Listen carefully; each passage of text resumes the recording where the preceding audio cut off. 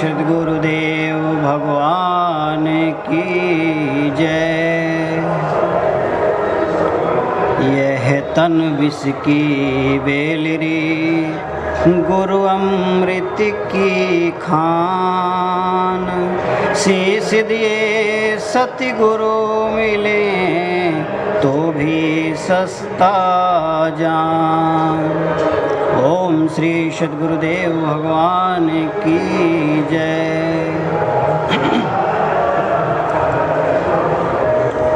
आज का प्रश्न है कि सत्संग क्या है। शास्त्रों में आया है कि देखेंगे कि पुण्य कि बड़े भाग पाइब सत्संगा, बिनई प्रयास होय भव भंगा। ये चौपाई कह रही है कि सत्संग बड़े भाग्य से मिलता है और यदि मिल गया तो संपूर्ण संस्कृति अर्थात आवागमन का अंत हो जाता है। संपूर्ण आवागमन जो संस्कारों के कारण हम आवागमन बार बार जन्मना और मरना है, ये प्रक्रिया ही खत्म हो जाती है। लेकिन हम लोग देखेंगे कि सत्संग तो हम लोग सुन रहे हैं, शायद कितनी बार सुना होगा आप लोगों ने भी, वैसे कि वैसे ही लग रहे हैं। संस्कृति का अंत तो दिखाई नहीं देता है और सत्संग की बड़ी प्रशंसा बताई गई है।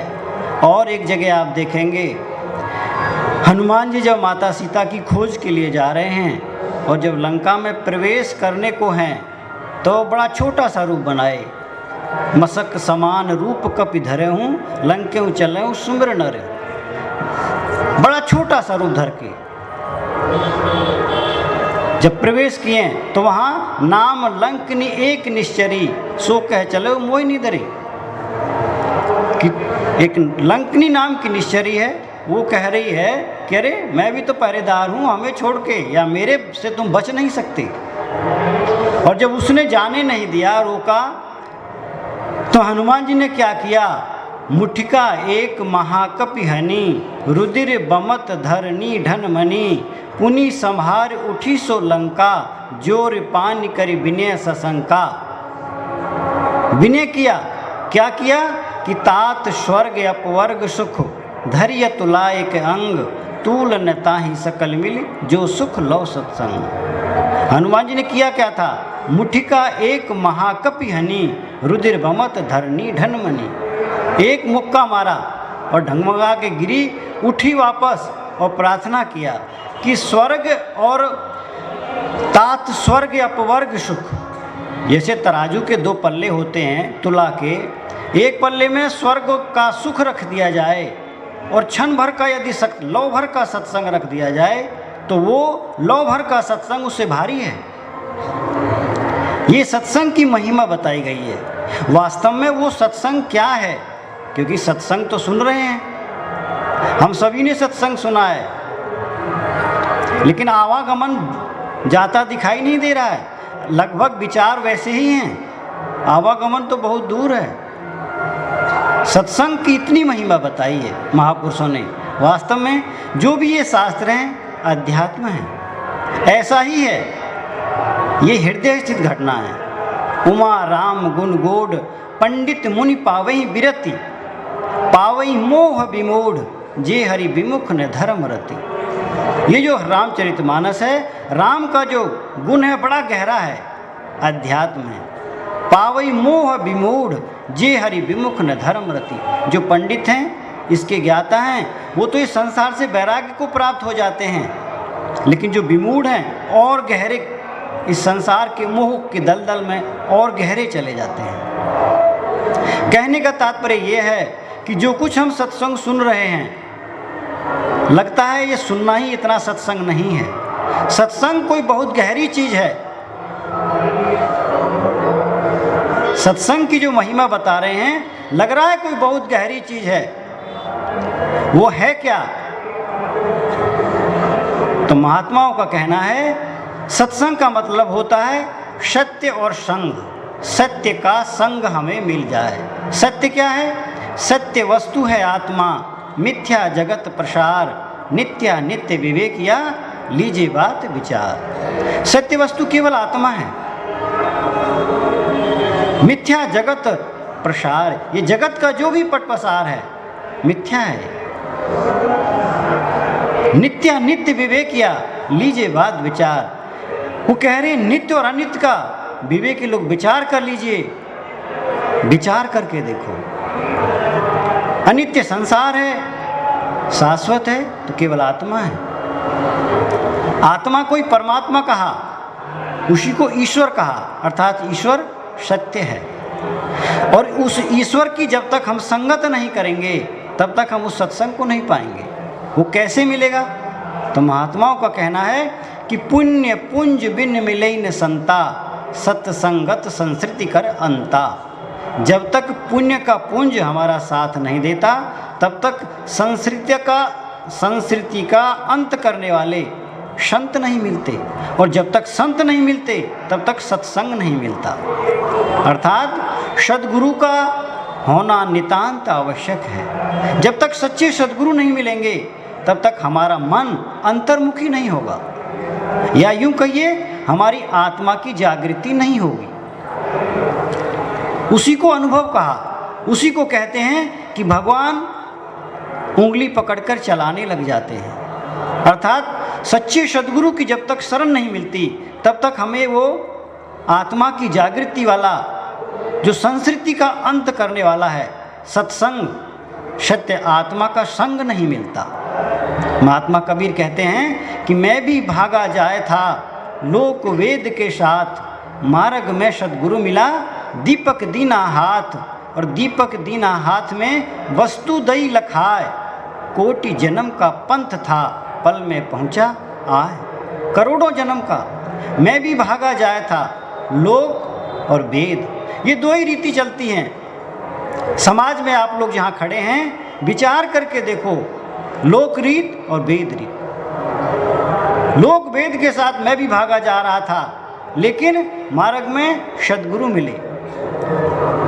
सद्गुरु मिले तो क्या दिया? दीपक दीना हाथ। कौन सा? राम नाम मणि दीप धर, जी है देहरी द्वार, तुलसी भीतर बाहरों जो चाह सूझियार। केवल राम नाम इतना ही नहीं है कि हमने राम शब्द बोल दिया, आपने कर लिया। राम नाम में अंतर है, कहीं हीरा है कहीं पत्थर है। पायो जी मैंने राम रतन धन पायो, कहाँ से पायो? वस्तु अमोलक दी मेरे सद्गुरु, कृपा कर अपनायो।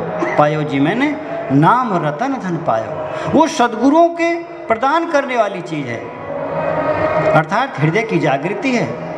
हीरा और पत्थर का उसमें फर्क है। वही राम राम जपेंगे तो पत्थर हाथ लगेगा, और यदि हमने वही राम राम जपा हीरा हाथ लग जाएगा। और एक भी हीरा हाथ लग गया तो पूरी जिंदगी संवार देगा। अर्थात हमारे हृदय के अंतराल में आत्मा की जागृति हो जाना, हमारा मार्गदर्शन करके, जब मार्गदर्शन आत्मा करने लगती है और फिर नाम जो जपते हैं, साधन पथ पर चलते हैं, वो हीरा का काम करता है। आगे कहते हैं कि मति कीरति गति भूति भलाई, जब जेहि जतन जहाँ जेहि पाई, सो जानब सत्संग प्रभाऊ, लोकों वेद न आन उपाऊ। मति कीर्ति गति विभूति जिसने भी आज तक पाई है सत्संग से पाई है, या यूं कहिए आज तक परमात्मा को या अपने स्वरूप को जिसने पाया है सत्संग से ही पाया है। मति कीर्ति गति विभूति किसको नहीं चाहिए? सबको जरूरत है। और भगवान कृष्ण की बातों पर, गीता पर यदि हम जाते हैं तो कहते हैं मृत्यु सर्वहरश्चाम उद्भवश्च भविष्यतान, कीर्ति श्री वाक्चय नारी नाम स्मृति मेधा धृति क्षमा। मृत्यु सर्वहरश्चाम, सबकी मृत्यु करना और उद्भव पालन उत्पत्ति करना ये मेरे से है और मैंने।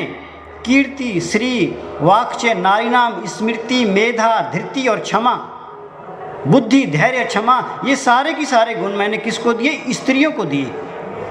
अब विचार करिए, क्या इन गुणों की जरूरत पुरुषों को नहीं है? लेकिन भगवान कह रहे हैं कि मैंने स्त्रियों को दे दिए।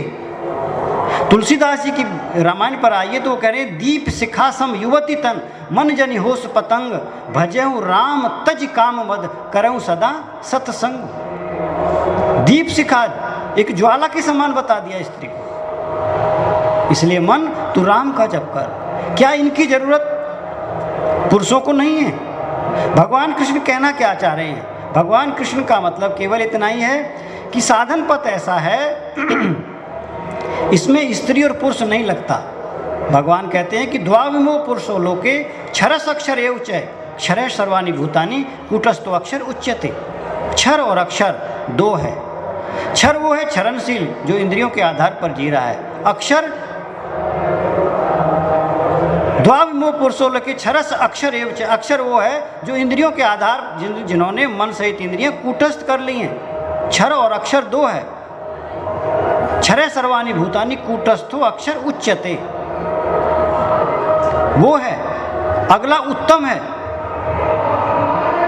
वो तो ईश्वरीय उत्तम है। पुरुषस्तन्य वो उत्तम पुरुष है, अर्थात महापुरुष उसको कहते हैं। वास्तव में हमारे अंदर वृत्ति दो प्रकार की होती है।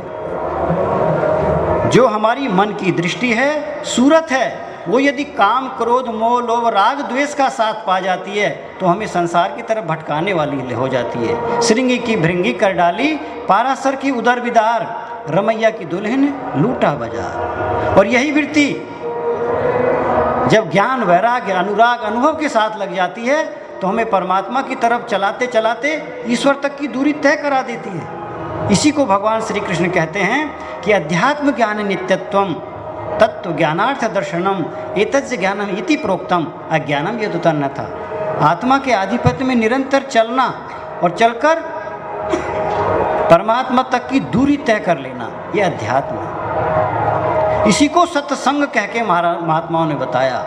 कहने का मतलब यह है कि काम क्रोध मोह लोभ जो कुछ है वो तो हमारे अंदर भरा ही है, सबके पास है, वो किसी के पास कमी नहीं है। लेकिन इससे हमें परमात्मा की तरफ जो चलने वाली वृत्ति है, नाम रूप लीला धाम, इसमें जो हमारी वृत्ति चलती है तो ये उस ईश्वर की देन है।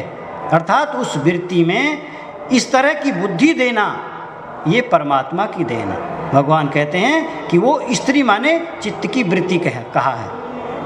काम क्रोध लोभादि मद प्रबल मोह की धार, तिन में अति दारुण दुखद माया रूपी नारी। नारी को यहाँ माया कह के बताए। यही हमारी वृत्ति काम क्रोध मोह लोभ से सनी हुई है तो संसार की तरफ ले जा रही है। रात दिन हम लोग बहक ही रहे हैं उधर, लेकिन परमात्मा की तरफ ले जाना ये तो किसी की